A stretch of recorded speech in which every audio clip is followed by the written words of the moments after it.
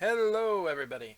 Um, Today we're going to be talking about something that might be a little controversial to some, but I personally think it's kind of important. We are going to be talking about the Dragon Ball community, both the higher up side, the gurus, the YouTubers, all that, and the sort of demi community that's formed around that. The elitist part of the fandom and the sort of demi community that's formed around that, and by that I mean like places like Kensenshu. I want to be clear though, I am not talking about the people necessarily who run it. I'm not. I'm talking about like forum posters, etc., things that I've seen and experienced. And we are going to talk about, yes, the more casual side of the fandom and how shockingly gatekeepy it is. Really, all of them are to a degree, but um, yeah, it's just this is something I've noticed over a period of time. Like the thing about Dragon Ball, okay, is that I don't think anyone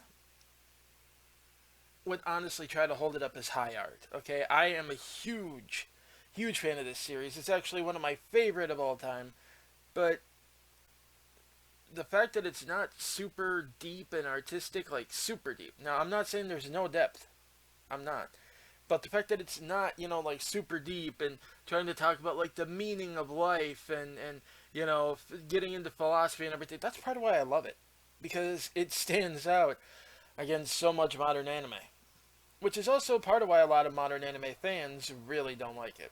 Because, I mean, even harem series these days try to get all pseudo deep and everything, and Dragon Ball just doesn't really bother with that. It's out to be fun. It always was, and it still is.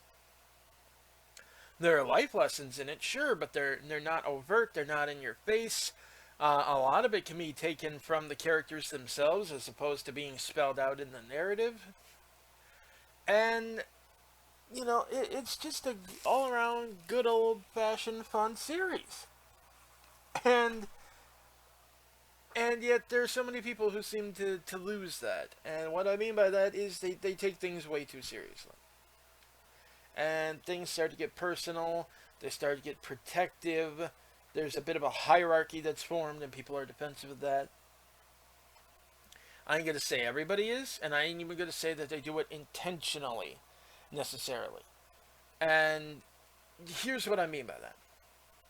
Okay, on the, on the YouTuber side of things, like a lot of them, they just do whatever. They have a lot of subs. So people listen to them more, even if they can have sometimes some really wacky theories and wacky ideas or some criticisms that I think are ridiculously nitpicky, but people will latch on to them. Um, I don't necessarily want to name names, but to be clear, someone that I actually almost considered doing a rebuttal video to, but I figured I can't because I've already talked about him way too many times, and I've kind of already covered some of what he said. Was Plague of Gripes, and he specifically talked about Krillin and Tien, and specifically Tien, and how Tien is so clearly hated by Japan and Toriyama, and some, I don't know if he was even joking with that, but I know people took it seriously. Tien's Chinese, so that's why they hate him, and started making all these claims about how it's so utterly ridiculous that people can think that Krillin's stronger than Tien for any reason other than Toriyama playing favorites, and it just comes out of nowhere. There's nothing to even set it up. He just decided it, and it's like, not really, but after he made that video, like, even people who I didn't used to see have that problem suddenly have that problem. And look, getting right down to it, it really seems like a lot of the Dragon Ball community has a sheep like mentality in that so long as someone popular tells them something, they will go with it. And that's evidenced too by like half those theories that lasted out there, like all these fan theories about what was going to happen with Resurrection F. Even after the whole Mike Zero thing kind of got blown out of the water as being fake, people still insisted that it was real. Why? Because he had gotten popular with that. That video was popular. And really, it conformed to what they wanted to hear. They wanted Vegeta to get this ridiculous super ultra god Saiyan form or whatever that turned his hair white. They wanted him to violently slaughter Frieza and erase his soul from existence even. They wanted that. So when someone popular told him that, it's like he claims he's got a reliable source too, so we're going to run with it. And that's the thing. What people need to realize too is that, I mean, not even touching on the fakes either, because there's a lot of them out there. There are a lot of people who are putting out theories, and they are just that, theories. And they could be completely wrong. And a lot of them, most of them, the responsible ones, make it clear this is a theory. This is a theory. You know? And it's never concrete. It never was concrete. But people will run with it, and they will go to bat for it and defend it, and they will sometimes even insist that it should have been the case, even when it wasn't, if it doesn't come true. To the point where it's bad writing if it doesn't happen. And why is it bad writing? Well, because I wanted it to happen, and they made a strong case that it could be building up to that, and then they didn't do anything with it, so therefore it has to be bad writing. That's not how bad writing works. But just for the sake of things. Back in Dragon Ball, when he was writing Dragon Ball, Toriyama used to seem to be building up to something. And fans would say, "Oh, I know what you're doing. I know what you're doing. You're building up to this, aren't you? You're building up to this. You're going to do this." Or they'd tell him, "You should do this." I mean, really, it makes the most sense. You know what he would do when he'd get letters like that? The man would intentionally not do it, or throw a curveball and do something else. Or sometimes, even just of his own volition, he'd look like something was supposed to happen and then it wouldn't happen. Because not everything, is going to be telegraphed 100%. Things can go wrong. No matter how good your plan is, things can fall through. But, I mean, Toriyama's always been a little bit subversive and trollish to the fans. It's something that he's done since the beginning. And no, he didn't invent it when Vegeta came around, fanboys. I'm sorry. I'm sorry, no, that's not something that just magically started to happen because Vegeta came along and he hated him, like you seem to insist. And that's another thing I'm going to get on in a minute. What people do with Toriyama's words, but just this really weird sheep-like mentality where things have to go a certain way, you know. And while not all of them do this, certainly not all of them, I know several people in the Dragon Ball YouTube community that are really good people, really friendly. I know some that, they seem like nice enough guys, but I personally do not necessarily trust their take or opinion on things. But, that's a I don't even want to say professional thing, because I am in no way a professional here. But that's just like a fandom thing. That's not anything against them as a person. Um, but I've seen a few of them, who will like get very protective of their theories and get really protective of their interpretations. And if you don't agree with it, or if you find reasons why you think it's not valid, and even if you cite evidence and everything to that effect, they will get mad. They will get so mad. They will get so defensive. And look, I'm going to say it out right now. The whole power scaling thing that the Dragon Ball YouTube community does is the most ridiculous, stupid, pointless, oxymoronic thing that even the series itself tells you is irrelevant and doesn't matter. But that is where some of the biggest egos are. That is where some of the biggest fights come from.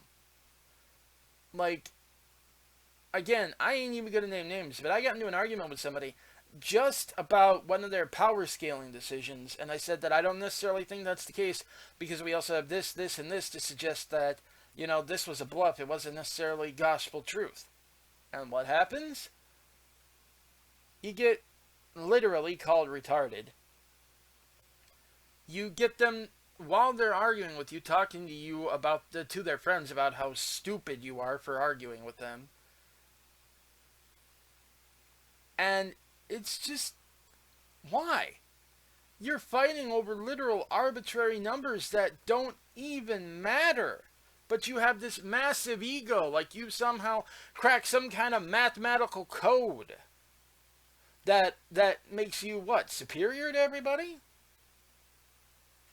And then you use this to try to calculate powers later and decide, well, then no, so and so never should have beat so and so, so this is bad writing. No, it's not.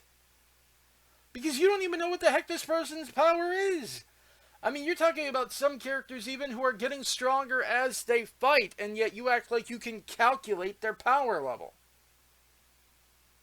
Even though it's never even set, it's never even stated. We're dealing with the most arbitrary, vague things in some cases, but y'all act like, according to my math based on what, by the way?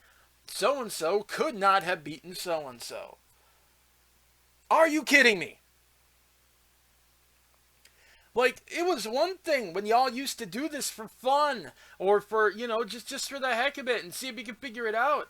That was cool. That was fine. I didn't want any part of it. I personally didn't agree with a lot of it, but it's like, it's harmless fun. Let them have their fun. People used to come to me and complain about that way back. Say, oh my god, they're doing this. And it's like, yeah, I think it's kind of dumb personally, but, they're having fun with it. They're not hurting anything with it. Let them have fun. It's not something I would do. It's not something I'd watch, but let them do it. Other people like it. Other people have fun with it. They discuss it. Good. There you go. That's healthy fandom interaction.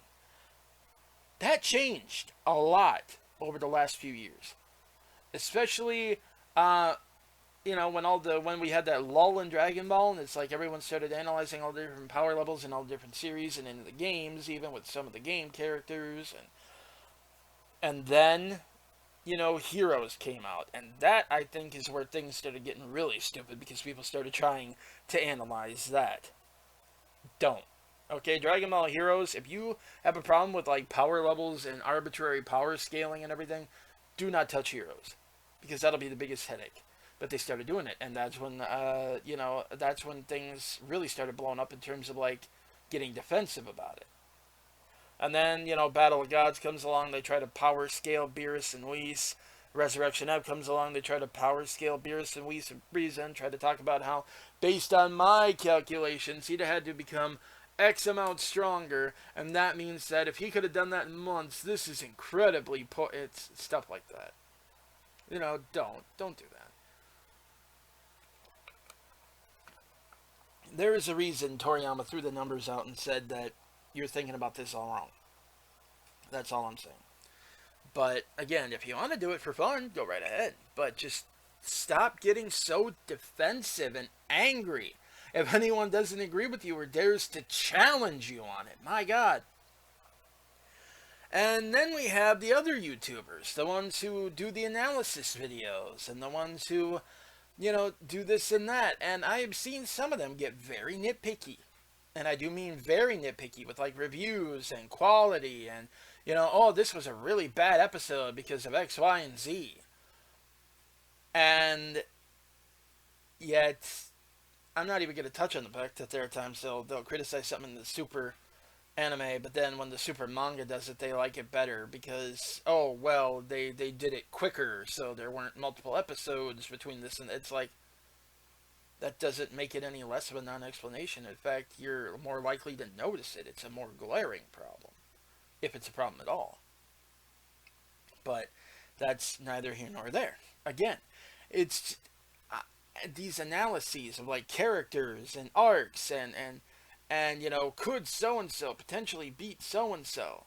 And citation of certain things like, Vegeta theorized that, the manga says that hybrid Saiyans have a naturally higher potential than pure-blooded. It doesn't. It literally does not say that. It shows Vegeta theorizing that. And posing the question because of Gohan. But the thing is, even among the quote-unquote hybrid Saiyans, Gohan is still portrayed to be pretty unique. I mean, say what you will about Trunks, future or otherwise, but even he hasn't shown quite the level of potential that Gohan has. You know, Gohan is a pretty unique case. So whether you could actually take that and apply that to that, I don't know. I don't know if that's actually a responsible thing to do. I don't know if any source outside that confirmed it. Like I said, I don't have the Daizenshi right in front of me. I can't, unfortunately, because nobody, and you'd think Viz would be on that. Nobody has ever bothered to translate those and bring them over. So all we've had are like translations that get uploaded of certain pages or chapters or sections, and somebody, I believe, at some point had like a whole bunch of it up, but then due to copyright fears, yanked almost all of it. I know that there are certain cases where, like in the Kanzenshu forums, there will be sections that are posted that were translated, and those are interesting and cool. But it's like, I would like the whole thing, you know, that'd be great. But I don't have that, so I don't have it in front of me, so I can't say for sure whether or not that was, you know, set in stone in there or not. But even then, some things that seemingly were set in stone in supplemental material, you know, Toriyama changed his mind about, and really what Toriyama writes kind of supersedes everything else. But to a point, at least. I mean, I'm not going to say that necessarily. I'm not one of those people who thinks that, you know, Toriyama's word off the page means more than Toriyama's word on the page. But I do think that in certain cases, again, I'm going to get into this in a bit. You know, a lot of people will take his words and kind of take them out of context, especially considering the way Japanese translates to English can be a little spotty and rough at times. There's actually a significant language gap between English and Japanese for whatever reason, but probably structure more than anything. But all that, and they kind of developed on opposite sides of the planet. But again, uh, it's it's just, you know, I can't really say that based on Vegeta saying maybe that necessitates that it will be. I mean, Vegeta also said that, you know, the legendary Super Saiyan was supposed to be a heartless, merciless warrior, a killing machine, and yet Goku, when he transformed, yeah, he was overcome by a lot of rage and everything, but he never really came off as the heartless killing machine. In fact, he kind of maintained control of himself throughout that. Now, narratively speaking, there was a reason for that, but that's what I mean when I say that I don't necessarily take everything at, you know, as an explanation that's concrete. You know what I'm saying? But I mean, these YouTubers, they'll do stuff like that, and again, get very defensive if people argue with them. Others, you know, others don't care. Others, others just, you know, they're like, okay, whatever, that's interesting. That's an interesting point of view. Okay, that's cool, and that's fine. That's again, that's a healthy fandom mentality, and that's a good thing. But then you have the others who will argue with people and get in their faces and get on their cases. And I remember one guy, I was arguing with him about Broly and the whole concept behind him having infinite energy and why, you know, it's not necessarily outside of the realm of possibility that he could have, or that people could think he had, rather, the whole, you know, infinite energy thing. But also mostly that the idea that Goku, you know, killed Broly and that the sun had nothing to do with it or whatever, because he got carried into the sun in the second Broly movie and then his heart exploded. Because you saw the Kamehameha around him. You didn't see the sun. It's like you saw it go into the sun. You saw it blow out the other side of the sun. He was clearly inside there when that happened. But I remember specifically this guy who was a pretty big DB YouTuber at the time, and I was still small time. Let's be real, I was never not really small time. Like the most subs I had, I think at one point were like almost 1,000, and then I lost that account, which back then wasn't too bad, but nah. And dude called me like literally an ignorant, insignificant nothing. That is actually what he called me because I disagreed with him about Broly, and I was daring to keep commenting about it.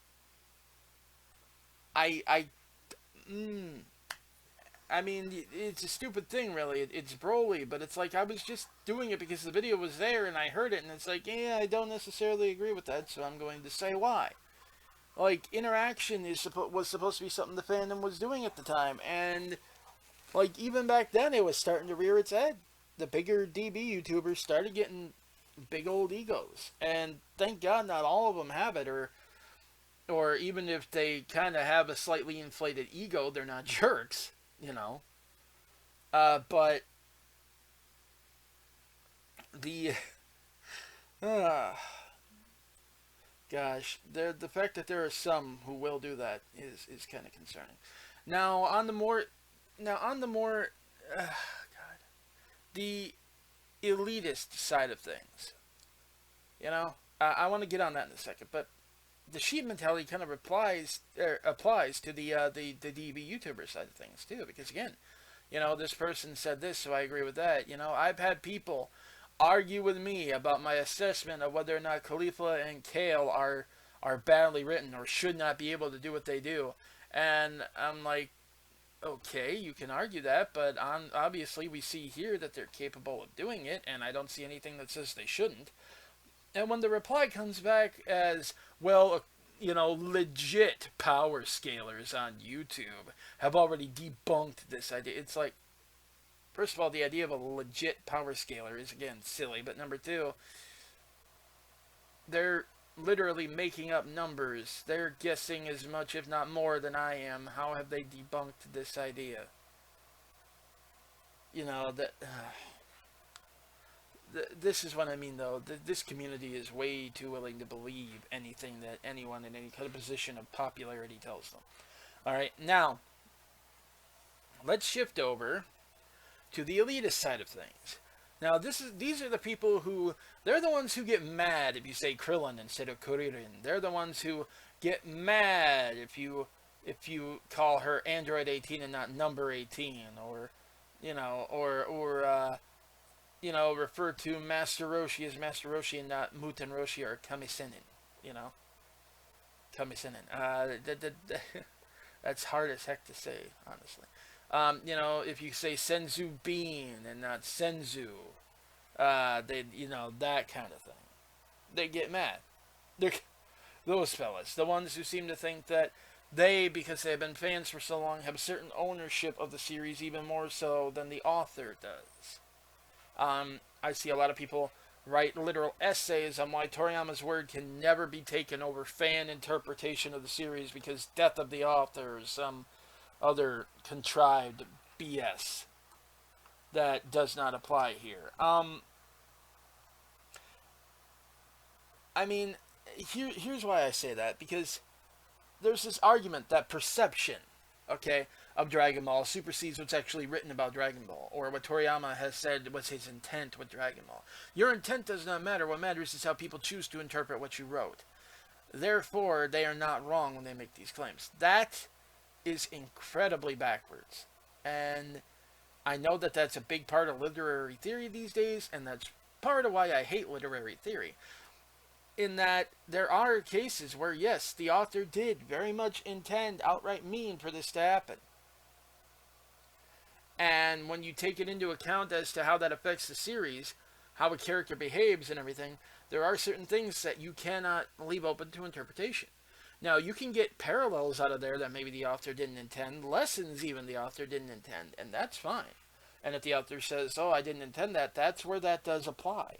But when it comes to the characterization of someone, like, if the author were to write someone as like a psychotic killer who, you know, took pleasure in killing people, and you decided to interpret that as someone who's actually having a desperate cry for help internally, and they don't like what they do, they want to be saved from it, when everything in the actual writing indicates the opposite,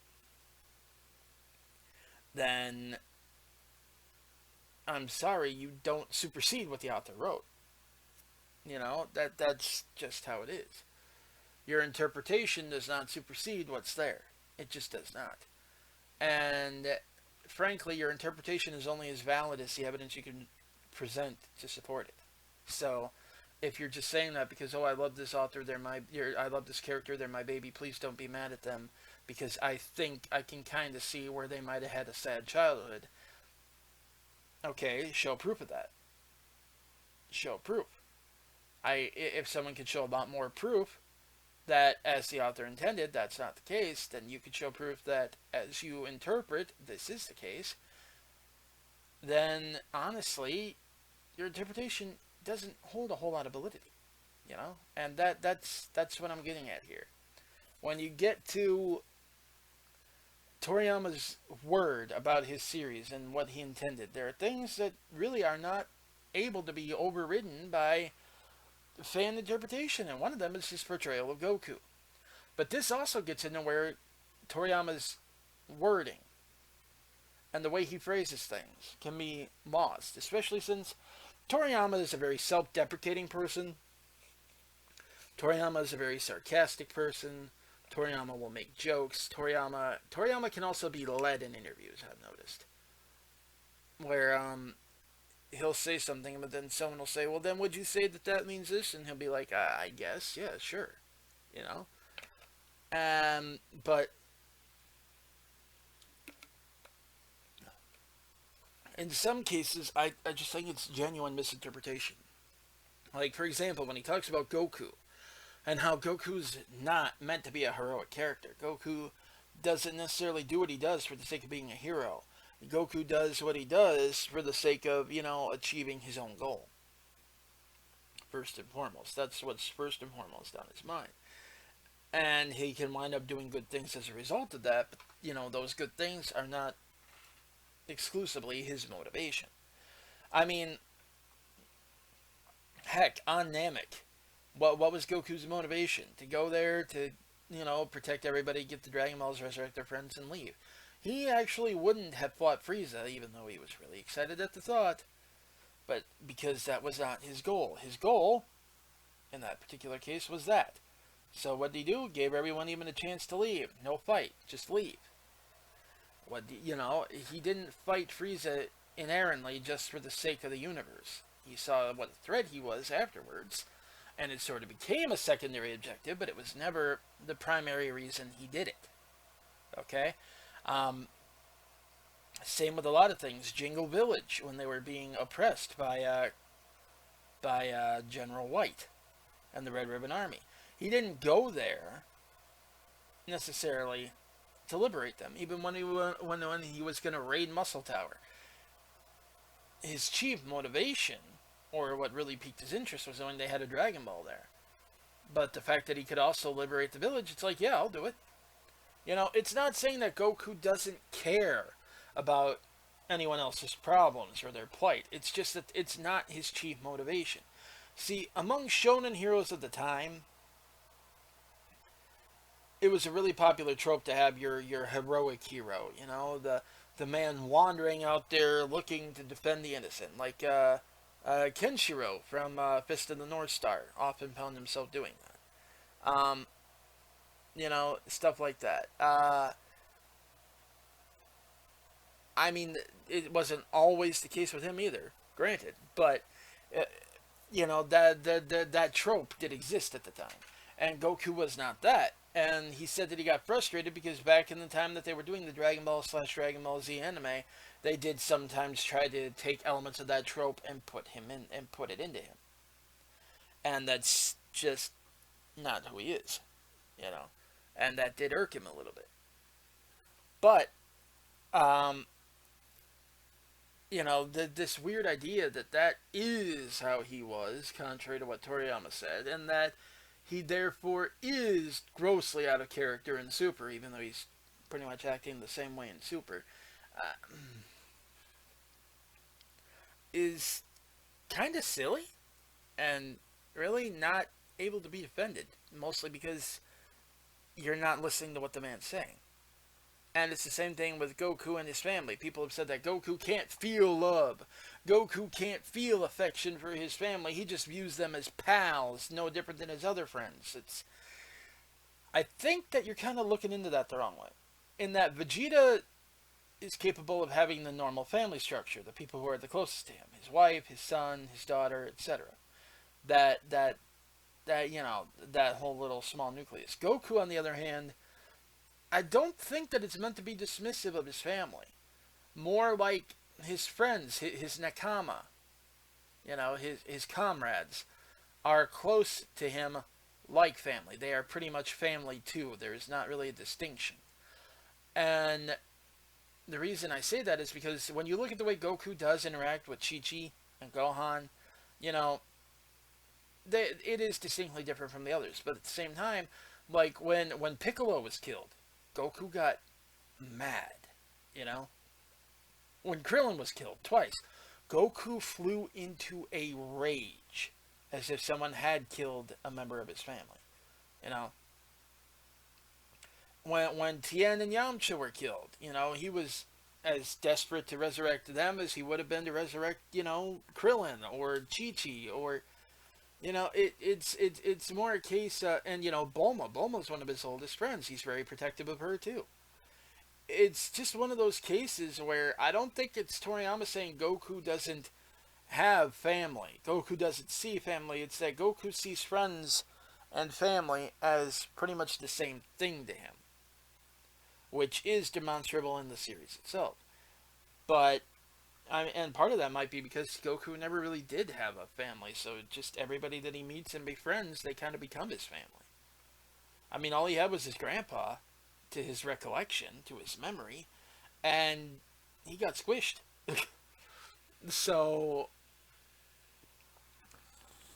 Goku is essentially building himself a big old family.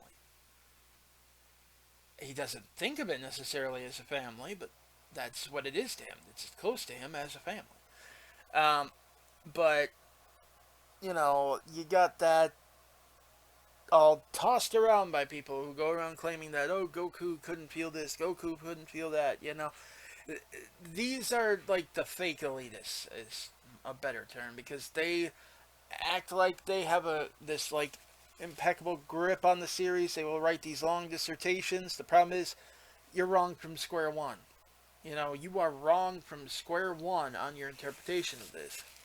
And so everything that you're saying as a result of this, that you're then trying to view through that lens, is viewed incorrectly. But again, they also get super, super defensive, like pearl clutching defensive, the moment you challenge their perspective on something. I know someone who, the moment I challenged her perspective on Goku, not being purely altruistic, she freaked out on me and started talking about how I'm so clearly trying to invalidate every good thing Goku'd ever done. And it's like, I never did that. I wasn't trying to do that. I even said, yeah, Goku did a lot of really good stuff. I'm just saying that good stuff wasn't his primary motivation when he went into this, And, oh my god, it got ridiculous. Like, hilariously ridiculous. And I am not gonna name names. I'm just not. But, I mean, I think some people know who I'm talking about. Oh, God. And it's people like that who are very gatekeepy, They act like you have to enjoy this a certain way. And I see that even from the DB YouTuber side, too. You have to enjoy this series a certain way. This is what I feel is like the best way to enjoy this series. I feel like this is the best way to do this. I don't agree with that, therefore I don't think it's good, and I don't think you should bother with it either. It's like, dude, just let them enjoy it. Like, this isn't some kind of series that requires some sort of proper order for enjoyment. They don't have to follow the specific roadmap to get the most out of it. Like, I didn't do that. Heck, I watched this series like way out of order. Because when I was a kid growing up, like, I watched it on TV, and then I lost TV. I lost cable. I could only watch it on VHS tapes that I could check out from the library, or VHS tapes that I could afford to buy, and later DVDs that I could afford to buy, and later Blu-rays that I could afford to buy.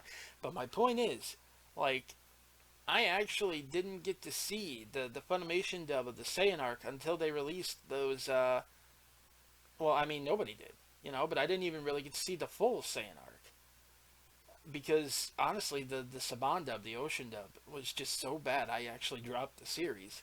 I didn't even get to see the full Saiyan arc. I experienced it through the Budokai games before I ever actually saw it. I didn't get to see the full Saiyan arc until they released those special uncut edition Saiyan Saga DVD things that they stopped after about 4 of them. And then, because they were going to start coming out with those season sets.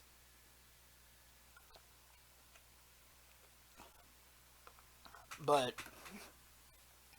that, for me, was the first, the Orange Bricks, really, was the first time I got to see that in full. And I don't think that made me any less of a fan. I don't think it diluted my enjoyment anymore. I mean, I had to kind of look up some stuff, you know, but it didn't necessarily prevent me from enjoying the anime. The filler sure as heck sometimes tried.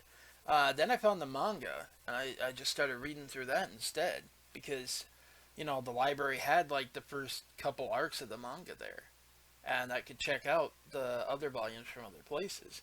So I started reading that, and that's how I actually kind of experienced the series in a proper order for the first time.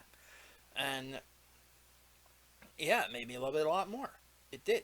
But it also kind of ruined the Dragon Ball Z anime for me, which is why I was so glad Kai came out. But yeah, it was like my first time experiencing it in order, and I don't. And again, a lot of these ordered things are just personal opinion, and that's fine.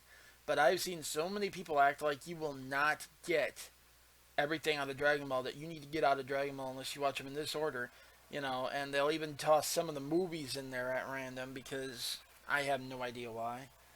And it just, and, and again, like I said, the people who do this is a healthy fandom thing.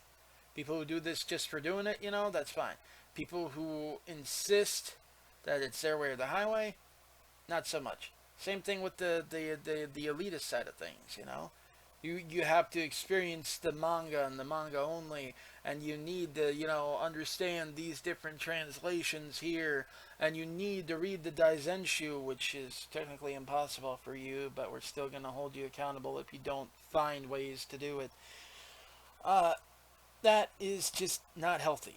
It's not. But honestly, even worse than those two, because you find those elements in every fandom. Even worse than those two, though, is the casual element of the fandom. And when I say casual, I don't mean like people who are just kind of interested in it and watch. I mean like the literal casual, like the definition of the stereotype fandom.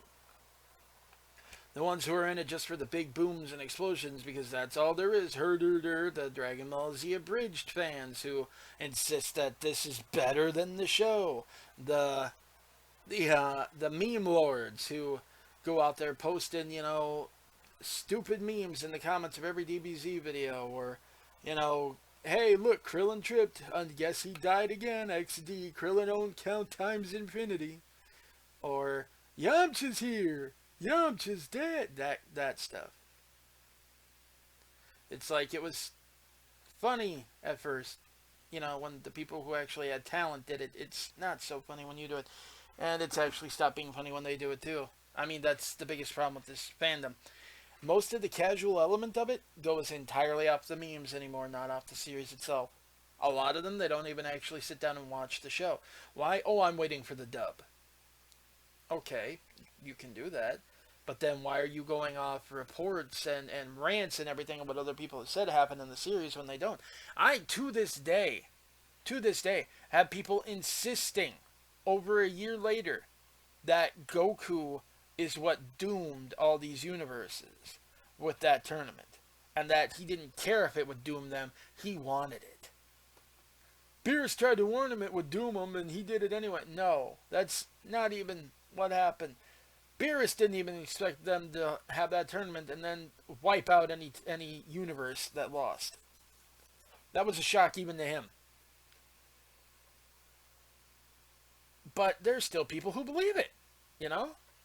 There's still people who believe this. And I cannot, oh gosh.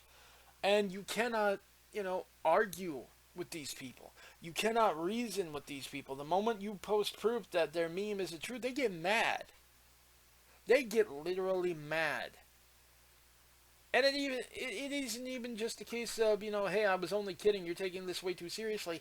They get mad when the meme doesn't hold up. What's that? Krillin actually got better and didn't die? Oh my god, that's an ass pull. That's terrible writing. That's bull crap. He should never have beaten Gohan. That's an insult to Gohan. No, no, no, no, no. Anyone who loses to him is a chump. No. That thing. Back when episode 84 came along. Back when episode 76 came along. 75 and 76, they were laughing their asses off at him.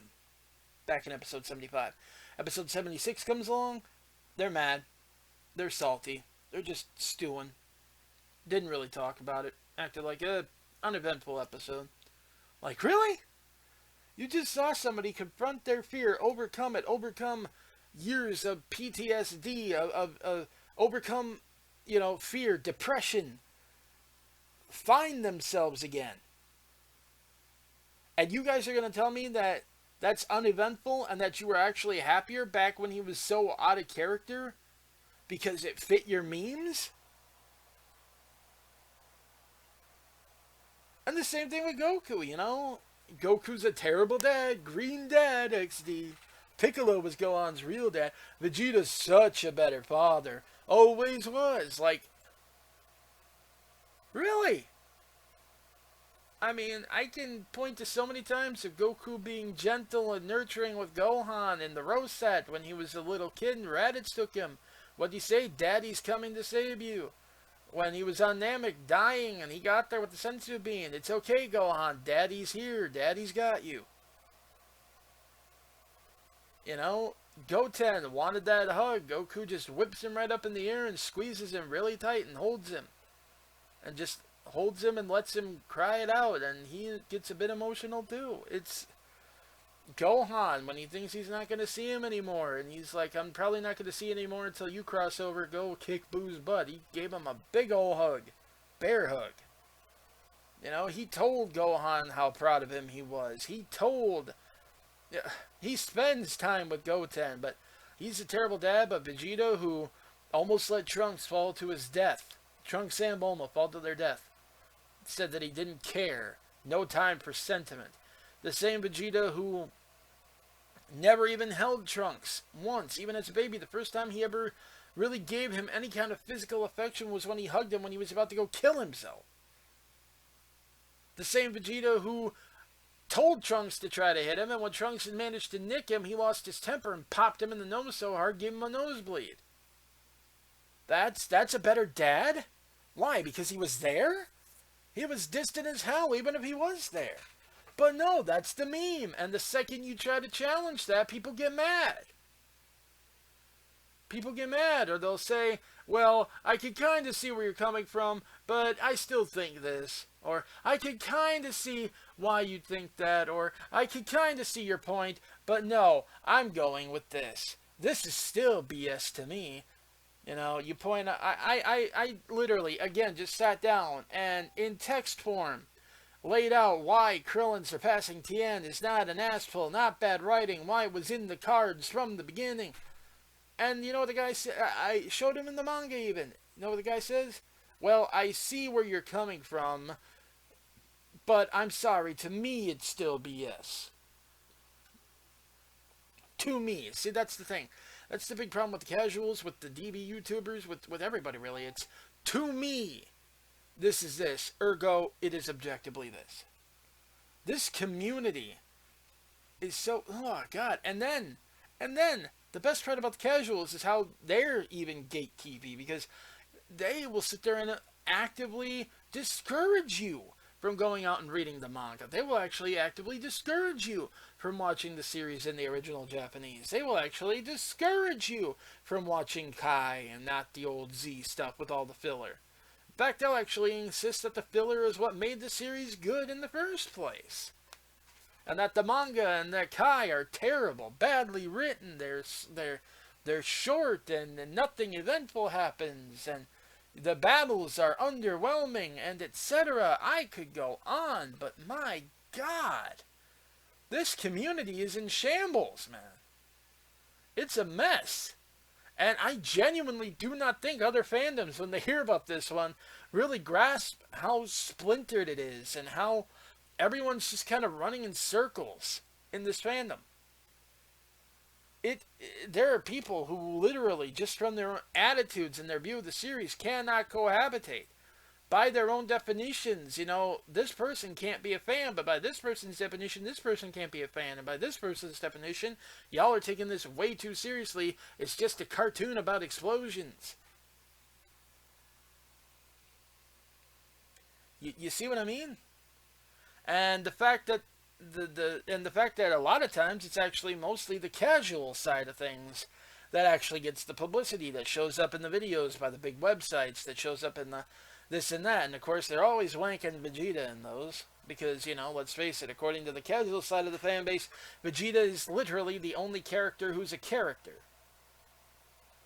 That's stupid, it's patently untrue, but they preach it.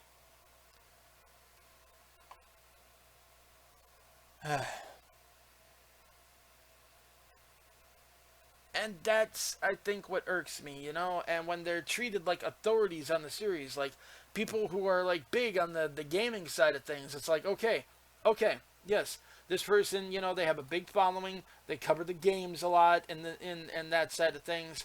Okay, I get that, I get why you do this, but when you start consulting them as though they're an authority on the series, like the lore, as they rather jokingly try to call it, it's like, why? No, they're not. It's like, I'm not even trying to diss them. It's just they're not intimately familiar with the Dragon Ball plot, and I don't. God, I'm really not trying to throw shade here at all. I'm just saying, this is how splintered the community is, and this is why things just aren't going to get better in it, really.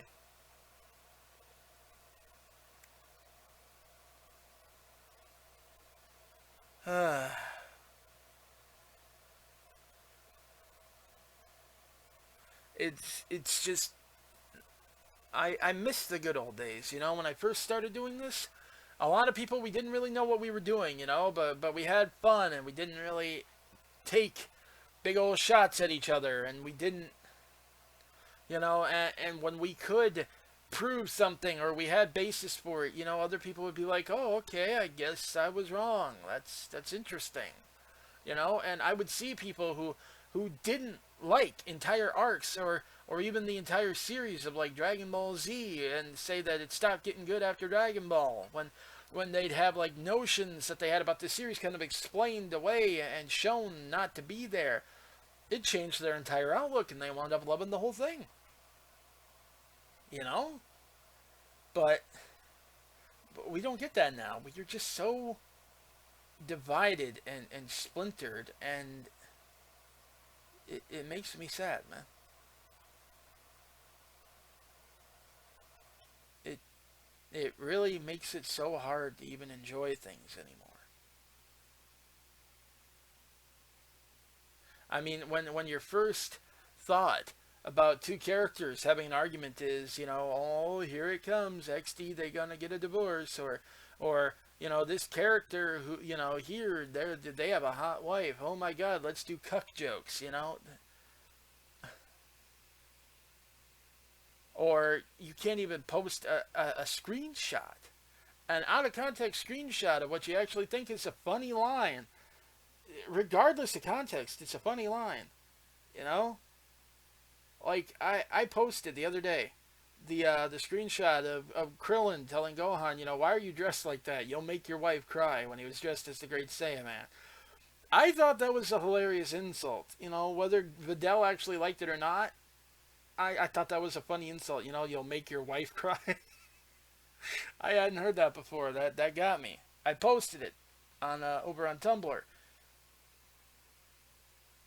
the sheer amount of people who like took that personal, you know, like it was some kind of an attack on Gohan and Videl as a couple or something, or Gohan period, and started turning that around to, it's like, okay, well, you want to point out she likes it too, okay, yada yada, that's cool, but when there were people who then started taking it so personal that they then started bashing Krillin and his relationship with his wife, acting like she thinks he's pathetic and can't stand him because of one line from one episode that they took way out of context.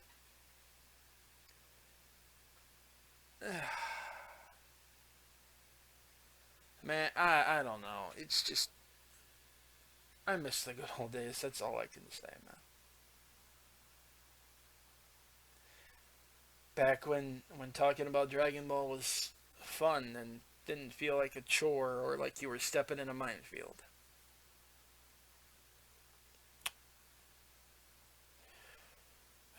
Well, at any rate, I am again open to talking about whatever topics you guys want me to. Been a while since I've gotten those, so feel free to redrop them in the comments, and I'll take a look at them.